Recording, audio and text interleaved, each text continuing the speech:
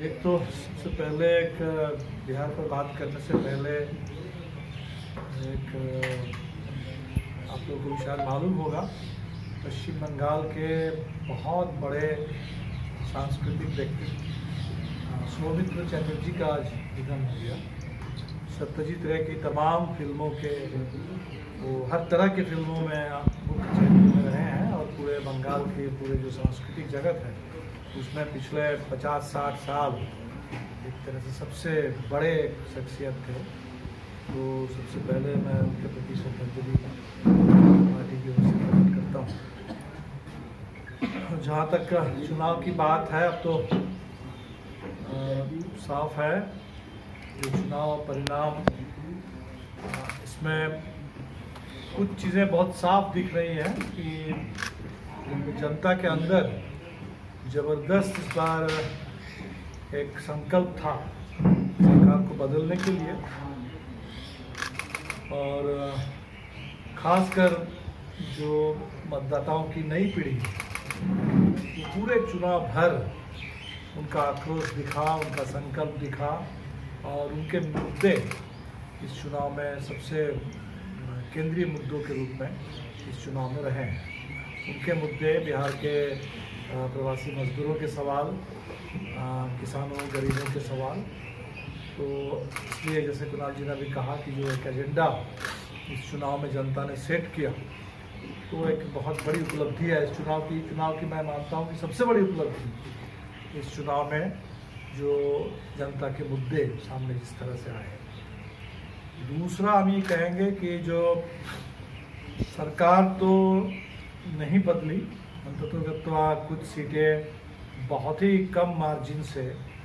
वो एनडीए के पक्ष में चली गई और जिसके चलते एनडीए की सरकार बच गई। और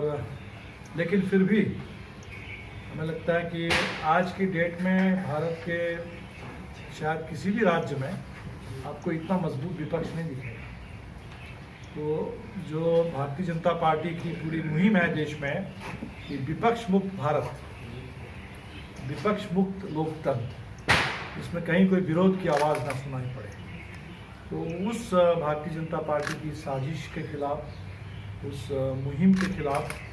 बिहार की जनता ने एक ज़बरदस्त अपनी दावेदारी जताई है। हमने देखा कि बीजेपी के लोग अब कोशिश कर रहे हैं ये बताने की कि चुनाव में जो एंटी इनकम्बेंसी था वो महज नीतीश कुमार का था, और जहाँ तक मोदी जी की बात है वो प्रो इनकम्बेंसी कि अगर सरकार हार जाती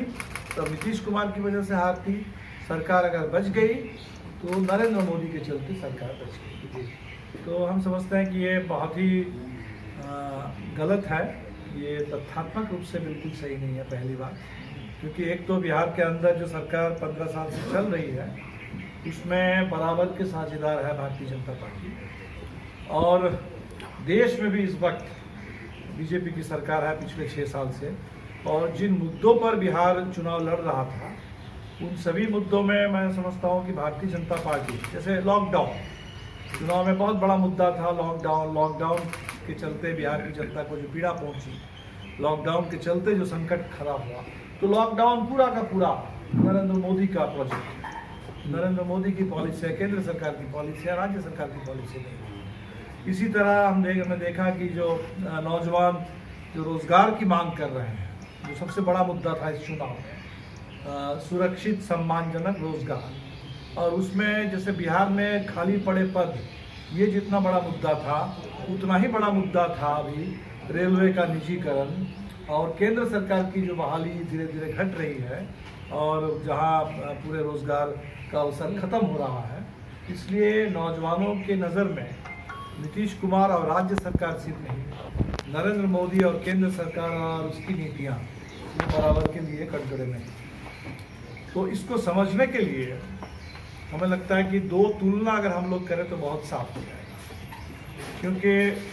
2015 के चुनाव के साथ इस चुनाव की तुलना करने से कोई फ़ायदा नहीं है, क्योंकि 2015 का जो गठबंधन था बिल्कुल अलग था, नीतीश कुमार इस तरफ थे, इसलिए 15 के साथ तुलना करके हम लोग 20 के चुनाव को समझ नहीं पाएंगे।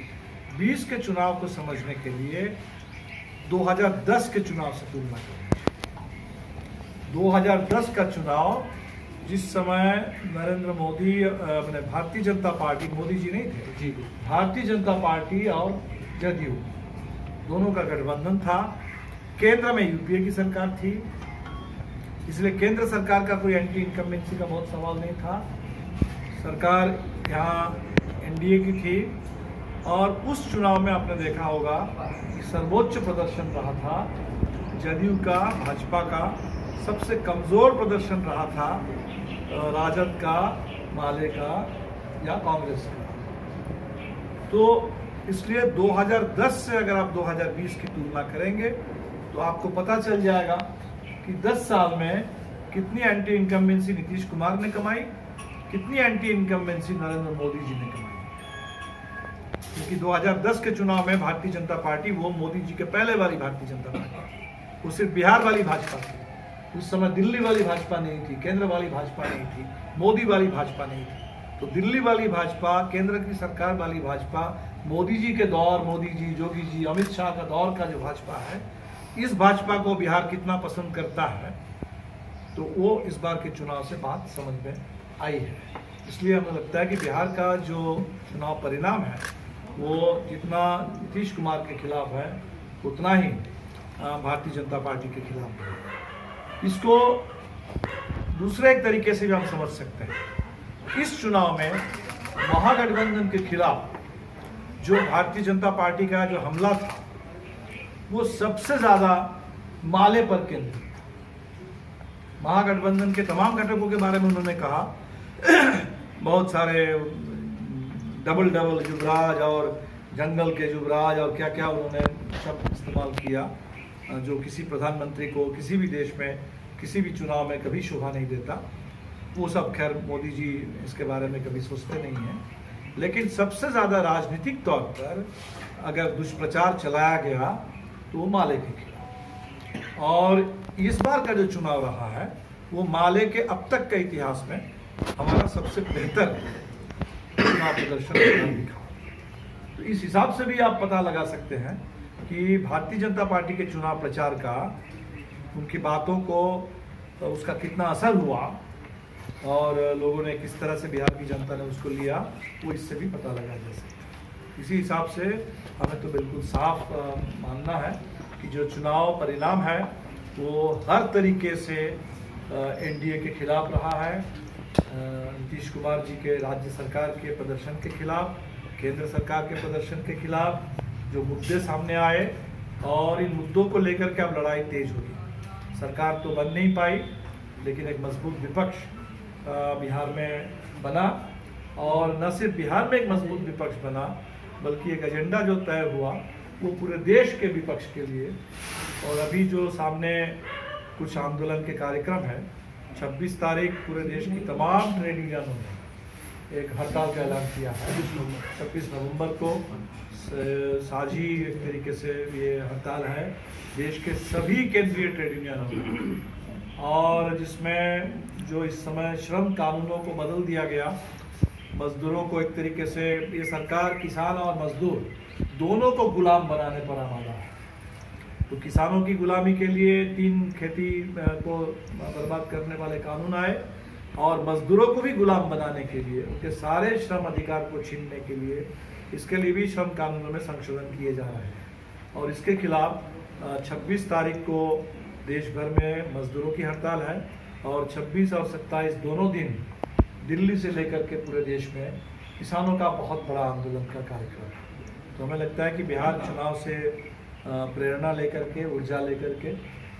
पूरे देश में अब हम इन आंदोलनों को तेज करने की दिशा में बढ़ेंगे। और जैसा हमने पहले भी कहा कि बिहार चुनाव ने एक बड़ा उदाहरण प्रस्तुत किया कि कैसे एक बहुत कठिन परिस्थिति में, कोरोना काल में, लॉकडाउन के दौर में, और सबसे संकट से घिरी हुई जनता, वो अपने संघर्ष और संकल्प के बदौलत एक चुनाव को एक जन आंदोलन में तब्दील कर दे सकते हैं। इसका सबसे बड़ा उदाहरण हाल के दिनों का वो बिहार चुनाव रहा है। और ये पूरे आने वाले सारे चुनाव, बंगाल का चुनाव, असम का चुनाव, तमिलनाडु और केरल का चुनाव, आने वाले दिन के सभी चुनाव में बिहार एक टॉकिंग पॉइंट बना रहेगा कि अगर बिहार के लोग ऐसा कर पाए तो हर प्रदेश में जनता ऐसा कर क्यों नहीं पाएगी। तो चुनाव को जन आंदोलन में तब्दील करना, मुद्दों पर चुनाव लड़ना और जो जनता के रोजी रोटी, शिक्षा, स्वास्थ्य, खेती, उद्योग, रोजगार, ये जो सवाल हैं, जिन सवालों को बिहार की जनता ने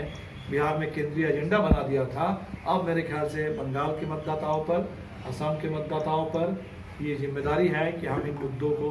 केंद्रीय एजेंडा बना दें। लोकतंत्र की हिफाजत करना, संविधान की हिफाजत करना, ये जो मुद्दे, तो हम भी पूरी पार्टी की केंद्रीय कमेटी की ओर से, पूरी पार्टी की ओर से बिहार के मतदाताओं का आभार प्रकट करेंगे। पूरे महागठबंधन के हमारे सारे सहयोगी दलों का आभार प्रकट करेंगे। इस चुनाव में हम सब लोग मिलकर चुनाव लड़े थे, एक दूसरे की मदद करते हुए, साथ देते हुए, और खासकर माले के अपने तमाम साथियों को जहां जीत पाए, जहां जीत नहीं पाए, हर जगह हमारे कार्यकर्ताओं ने, संगठन ने एक ज़बरदस्त एक ऊर्जा के साथ अभियान चलाया और आने वाले दिन में और बड़ी लड़ाई की ज़रूरत है, और ताकि आने वाले दिनों में जो काम इस बार थोड़ा अधूरा रह गया, जिसके चलते थोड़ा अफसोस रह गया, ये अफसोस ना रहे, काम पूरा हो, अधूरा ना हो, और जनता की जीत, जनता की उम्मीदें पूरी तरह से जीत की मंजिल तय कर सके, ये आने वाले दिन के लिए हमारे सामने रहेगा कार्यभार। कविता जी।